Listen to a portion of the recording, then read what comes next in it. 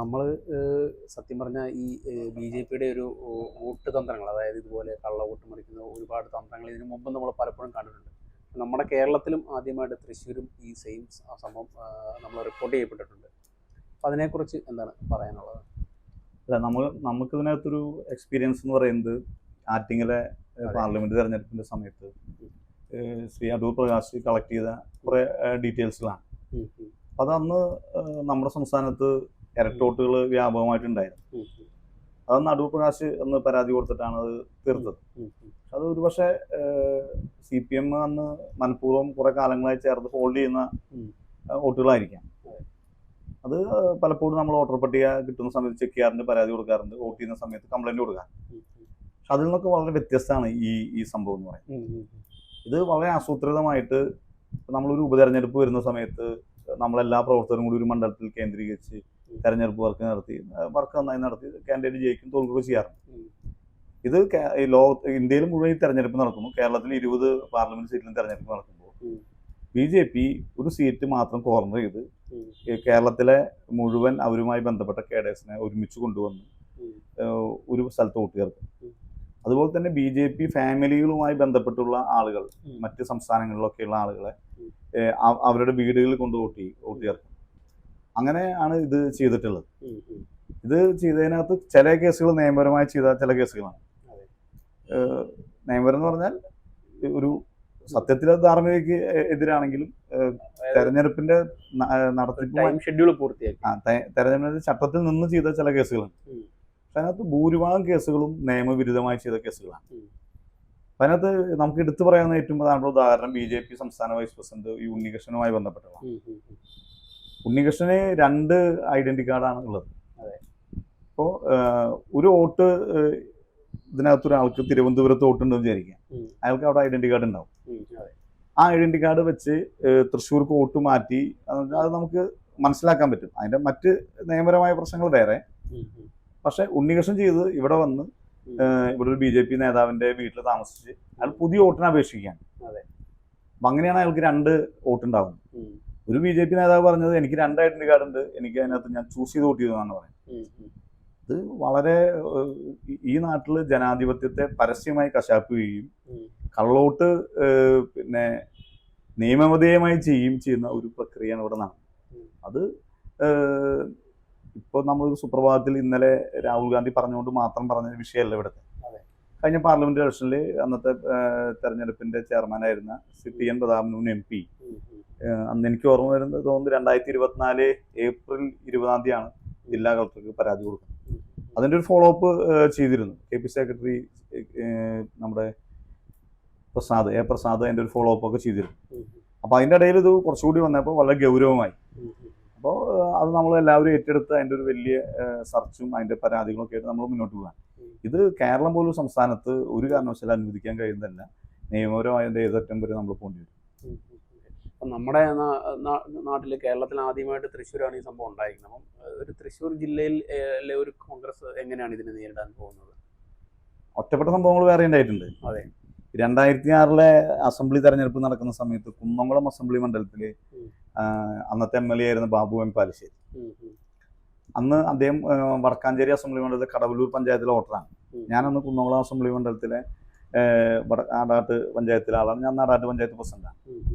അപ്പം അന്ന് അയാളുടെ പേര് നമ്മളൊക്കെ അറിയുന്ന പേര് ബാബു എം പാലിശ്ശേരി എന്നാണ്. യഥാർത്ഥത്തിൽ അയാളുടെ പേര് M ശങ്കരനാരായണൻ എന്നാണ്. അപ്പം നമ്മൾ ആ വോട്ടർ പട്ടിക പരിശോധിച്ചപ്പോൾ അതിൽ ആദ്യത്തെ പേജിൽ M ശങ്കരനാരായണൻ, മുള്ളത്ത് പാലിശ്ശേരി ഹൗസാണ്.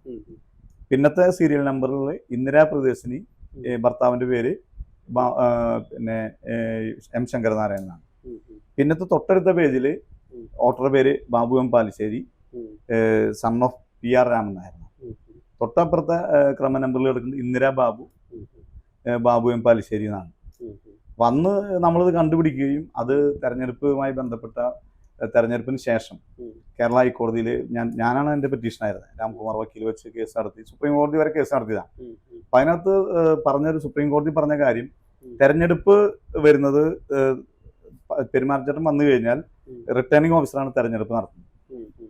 തെരഞ്ഞെടുപ്പിന്റെ മുന്നിലുള്ള കാര്യങ്ങൾ വരെയുള്ള തെരഞ്ഞെടുപ്പ് അനൗൺസ് ചെയ്യുന്ന വരെയുള്ള കാര്യങ്ങൾ അതിന് വേണ്ടി ടൂൾ ഒരുക്കുന്നത് ഇലക്ടറൽ ഓഫീസറാണ്. അപ്പോൾ വോട്ടർ പട്ടികയിൽ പേര് ചേർക്കുന്നത് സമയബന്ധിതമാണ്. ആ സമയത്തിനകത്ത് നമുക്ക് കൊടുക്കാനുള്ള പരാതികൾ കൊടുക്കണം, ചെയ്യാനുള്ള കാര്യങ്ങൾ ചെയ്ത് മാറ്റണം. അതുകൊണ്ട് ഇത് തെരഞ്ഞെടുപ്പ് അഴിമതിയായിട്ട് കാണാൻ കഴിയില്ല എന്നാണ് സുപ്രീം കോടതി പറഞ്ഞിട്ടാണ് ആ കേസ് തള്ളുന്നത്. പിന്നെ അത് ക്രിമിനൽ കേസായിട്ട് നമ്മൾ കുന്നംകുളം പോലീസ് സ്റ്റേഷനിൽ കൊടുത്തു, പോലീസ് സ്വാധീനത്തിൽ എടുത്തില്ല. ഇപ്പോൾ ഹൈക്കോടതിയിൽ ആ കേസ് ഇപ്പോഴും നടന്നുകൊണ്ടിരിക്കുകയാണ്. 2006 ഓർക്കണം, 2025 എന്ന് വെച്ചാൽ 20 വർഷം പിന്നിട്ട കേസാണ്.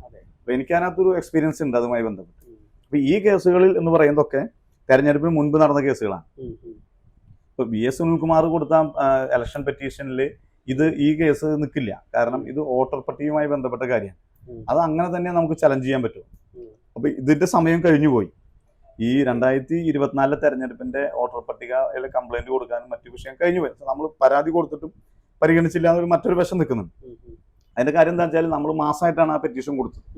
ഓരോ ആളുടെയും പെറ്റീഷൻ ഓരോ നമ്പർ ഇട്ട് സെപ്പറേറ്റ് കൊടുക്കണം. അതിന് ഈ തെരഞ്ഞെടുപ്പുമായി ബന്ധപ്പെട്ട് എന്തായാലും ചെയ്യാൻ കഴിയില്ല. അടുത്ത തെരഞ്ഞെടുപ്പുമായി ബന്ധപ്പെട്ട് ചെയ്യാൻ കഴിയും. പക്ഷെ ഇതിനകത്തൊരു വിഷയമുണ്ട്, ഇതിനകത്ത് ഒരു ക്രിമിനൽ കോൺസ്പിറൻസി ഉണ്ട്, ഇതിനകത്തൊരു കുറ്റകരമായ ഗൂഢാലോചനയുണ്ട്. ആ ഗൂഢാലോചന ഇപ്പോഴത്തെ BNS-ലും അതുപോലെ തന്നെ ഇന്ത്യൻ പീനൽ കോഡ് ആക്ടിലും നിൽക്കുന്നതാണ്. അപ്പോൾ ഇത് BNS വരുന്നതിന് മുമ്പായതായതുകൊണ്ട് IPC ആക്ടിനകത്ത് നിൽക്കും. അപ്പോൾ ഇതിനകത്ത് ഗൂഢാലോചനയുണ്ട്, വ്യാജരേഖ ചമയ്ക്കലുണ്ട്, ജനപ്രാതിനിധ്യ നിയമത്തിലെ മറ്റു വകുപ്പുകളുണ്ട്. അപ്പം അത് വെച്ച് നമ്മൾ അതുമായി ബന്ധപ്പെട്ടുകൊണ്ടുള്ള കേസുകൾ കൊടുക്കണം. ഞാൻ KP സെക്രട്ടറി CC കുമാറിൻ്റെ കൂടെയാണ്. ഞങ്ങളിപ്പോൾ രണ്ടുപേരും ചെയ്തുകൊണ്ടിരിക്കുന്നത് ഈ തൃശ്ശൂർ പാർലമെന്റിനകത്തെ 7 അസംബ്ലി മണ്ഡലത്തിലെ കൂട്ടിച്ചേർക്കപ്പെട്ട വോട്ടർ പട്ടികയിൽ ഈ വോട്ടർ പട്ടിക വെച്ചിട്ടാണ് കൂട്ടിച്ചേർത്ത വോട്ടർ പട്ടികയിലാണ് കൃത്രിമം ഉണ്ടായിട്ടുള്ളത്. അതിന്റെ മുഴുവൻ ഡോക്യുമെന്റും നമ്മൾ വിവരാവകാശ നിയമം കളക്ട് ചെയ്യാൻ പോവാണ്. സ്വാഭാവികമായും അങ്ങനത്തെ വോട്ടുകൾ 20,000-നും 30,000-നും ഇടയിൽ വരും.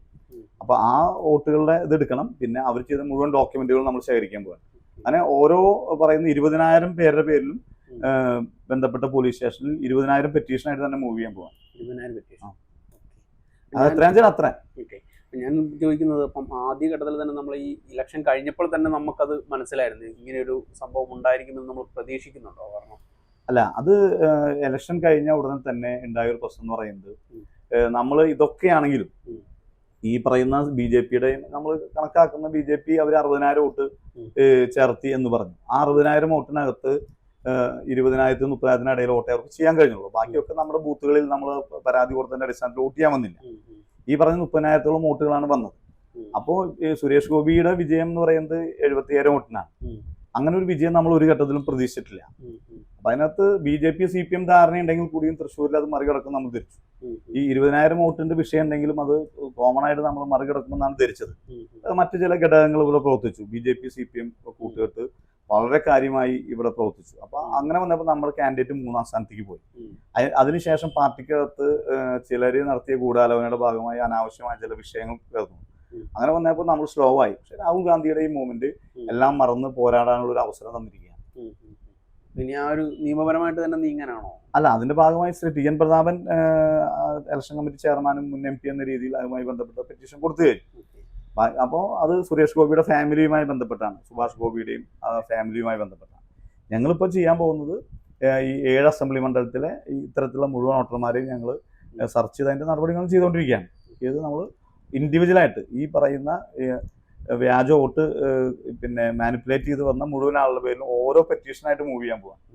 അപ്പം ഈ നമ്മുടെ MP ആണെങ്കിൽ കഴിഞ്ഞ ദിവസം തൃശ്ശൂർ വന്നിട്ട് പോലും അദ്ദേഹം ഇതിനെതിരെ ഇത്ര ആരോപണം ഉണ്ടായിട്ട് പോലും അദ്ദേഹം പ്രതികരിക്കാൻ പോലും തയ്യാറായിട്ടില്ല എന്നുള്ളതും കൂടെ ഒരു ഇതാണല്ലോ. അല്ല, അത് അദ്ദേഹത്തെ കുറ്റം പറയാൻ കഴിയില്ല. കാരണം തൃശ്ശൂർ വന്നിട്ട് ഒരു 24 മണിക്കൂർ നേരം ഒരു രാത്രി സുരേഷ് ഗോപിക്ക് ഈ നഗരത്തിൽ ഇനി ഉറങ്ങാൻ കഴിയില്ല.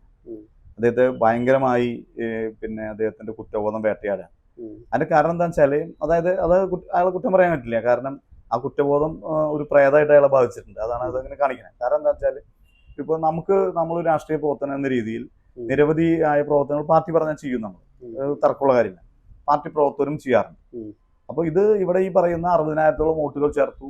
അതിനകത്ത് വോട്ട് ചെയ്ത വോട്ടുകൾ 30,000-ഓളം വോട്ടുകൾ വ്യാജ വോട്ടുകളുമായി ബന്ധപ്പെട്ട് ചെയ്തു. ഇതൊക്കെ ചെയ്യുമ്പോഴും പല രാഷ്ട്രീയ നേതാക്കന്മാരും അവരുടെ ഭാഗം ക്ലിയർ ചെയ്യാറുണ്ട്. അവരുടെ ഭാഗം ക്ലിയർ ചെയ്യും. മിക്കവാറും ആളുകൾ അവരുടെ ഭാഗം ക്ലിയർ ചെയ്യുന്നത് ഉറപ്പുവരുത്തും. പക്ഷെ ഇവിടെ ഇയാൾ ഇതിനകത്ത് പങ്കാളിയാണ്.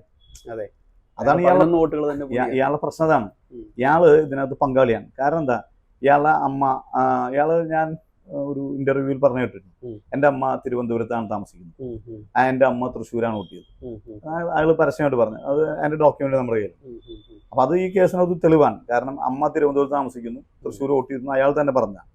പിന്നെ അയാളുടെ ചേട്ടൻ സുഭാഷ് ഗോപി, അയാളുടെ വൈഫ്, അവർക്ക് തിരുവനന്തപുരത്ത് വോട്ടുണ്ട്, ഉം. ശാസ്തമംഗലത്ത് കോർപ്പറേഷൻ വോട്ടുണ്ട്, കൊല്ലം നഗരസഭയിൽ വോട്ടുണ്ട്, ഉം. ഇരവിപുരം അസംബ്ലിയിൽ വോട്ടുണ്ട്, തൃശ്ശൂർ വോട്ടുണ്ട്. രണ്ട് ഐഡന്റി കാർഡാണ് അയാൾ ഉപയോഗിച്ചത്. ഉം, ഉം. അതുപോലെ തന്നെ അയാളുമായി ബന്ധപ്പെട്ട ആളുകൾ ഒക്കെ. അപ്പോൾ അത് ആ വോട്ട് ചേർത്തിയത് സുരേഷ് ഗോപി താമസിക്കുന്നു എന്ന് പറയുന്നത്, അല്ലെങ്കിൽ സുരേഷ് ഗോപി തയ്യാറാക്കിയ ഒരു അഫിഡവിറ്റിന്റെ അടിസ്ഥാനത്തിലാണ്, ഒരു വാടക വീട് എടുത്തതിന്റെ അടിസ്ഥാനത്തിലാണ് തയ്യാറാക്കിയത്. അപ്പൊ അതില് ആ അഫിഡവിറ്റ് സുരേഷ് ഗോപിയുടെയാണ്. ഉം. മാത്രമല്ല, ഇപ്പൊ ഞാൻ എൻ്റെ വീട്ടിൽ വന്നിട്ട് വേറെ ആളുകൾ താമസിക്കുകയാണെങ്കിൽ, ഉം. അപ്പൊ ആ താമസിക്കുമ്പോൾ അവർ വേറെ ഇൻഡിവിജ്വൽ ആണല്ലോ. ഈ അതെ. സുഭാഷ് ഗോപിയും മറ്റേ ആളുകളൊക്കെ വേറെ ഇൻഡിവിജ്വൽസ് ആണ്. ഉം. അവരൊക്കെ വേറെ വേറെ ആളുകളാണ്. സുരേഷ് ഗോപിയുടെ അമ്മയുടെ വോട്ട് സുരേഷ് ഗോപിയുടെ കൂടെ ചേർത്തതിൽ നമുക്ക് കുറ്റം പറയാൻ പറ്റില്ല. ഭാര്യയുടെ വോട്ട്, മക്കളുടെ വോട്ടൊക്കെ. മറ്റാളുകൾ വോട്ട് ചേർക്കുമ്പോൾ എൻ്റെ ഒരു സമ്മതപത്രം കൊടുക്കണം. ഉം, ഉം. ഈ സുഭാഷ് ഗോപിക്ക് സുരേഷ് ഗോപിയുടെ പിന്നെ വാടക ചീട്ടുള്ള വീട്ടിൽ വോട്ട് ചേർക്കുമ്പോൾ ഒരു സമ്മതപത്രം അത് കൊടുക്കണം. ഉം, ഉം. ആ സമ്മതപത്രം സുരേഷ് ഗോപി കൊടുത്തിട്ടുണ്ടാവണം. ആ കൊടുക്കുമ്പോൾ ഈ രണ്ട് ഐഡന്റി കാർഡുള്ള ആള് വോട്ട് ചേർത്ത സമ്മതപത്രം കൊടുക്കുമ്പോൾ ആ സമ്മതപത്രം തന്നെ വ്യാജമായിട്ട് മാറും, അല്ലെങ്കിൽ അസത്യപ്രസ്താവനയായിട്ട് മാറും. അപ്പൊ താൻ ഇതിനകത്ത് കുറ്റവാളിയാണ് എന്നുള്ള വലിയൊരു ബോധം അയാളുടെ മനസ്സിനകത്തുണ്ട്. അങ്ങനെ ഒരു കുറ്റവാളിയാണെന്നുള്ള ഒരു പ്രേതം അയാളുടെ ബോഡിക്കകത്തുണ്ട്. അതുകൊണ്ട് അയാൾക്ക് ഇനി തൃശ്ശൂരിൽ ഉറങ്ങാൻ കഴിയില്ല ഒരു ദിവസം പോലും.